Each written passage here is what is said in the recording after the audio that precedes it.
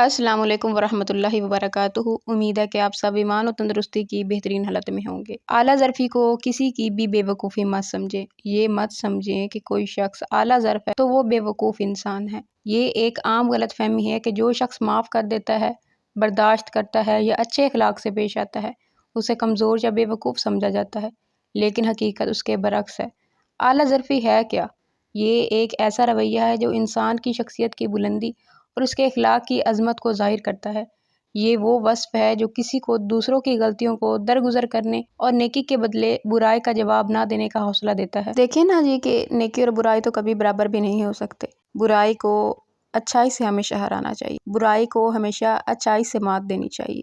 और ऐसे लोग जो बुराई को अच्छाई से मात देते हैं तो वो तो बेवकूफ़ ना हुए ना, वो तो समझदार हुए, वो तो आला ज़रफ़ हुए। वो जो आपकी बुराई पर भी आपके साथ अच्छाई से पेश आते हैं, वो जो आपके गलत रवैये पर भी आपको माफ़ कर देते हैं, आपके साथ दरगुज़र से पेश आते हैं, तो ऐसे इंसान आपकी नज़र में तो बेवकूफ़ हुए ना, लेकिन अल्लाह की नज़र में उनका रुतबा बहुत ही बुलंद होगा। नबी करीम सल्लल्लाहु अलैहि वसल्लम ने इरशाद फरमाया है, सबसे ताकतवर इंसान वो है जो गुस्से के वक्त खुद पर काबू रखता है। तो वो तो ताकतवर इंसान हुआ, वो तो कमज़ोर या कमज़र्फ़ इंसान तो ना हुआ ना, और ना ही वो इंसान बेवकूफ़ है। किसी को माफ़ कर देना कमज़ोरी नहीं बल्कि एक मजबूत दिल की निशानी है। आपने अक्सर देखा होगा कि माफ़ करने वाले ही दिलों को जीतते हैं। दूसरों के साथ नरमी और शफ़क़त से पेश आना इंसान को हकीकी मायनों में बड़ा बना देता है। माशरे में बाज़ लोग आला ज़रफ़ी को बेवकूफ़ी समझते हैं। वो कहते हैं कि अगर हम दूसरों की बातों को दरगुज़र करेंगे या बर्दाश्त करेंगे तो लोग हमें कमज़ोर समझेंगे, लेकिन हकीकत ये है कि आला ज़रफ़ी इख्तियार करना बहादुरी की इलामत है। हज़रत मोहम्मद सल्लल्लाहु अलैहि वसल्लम ने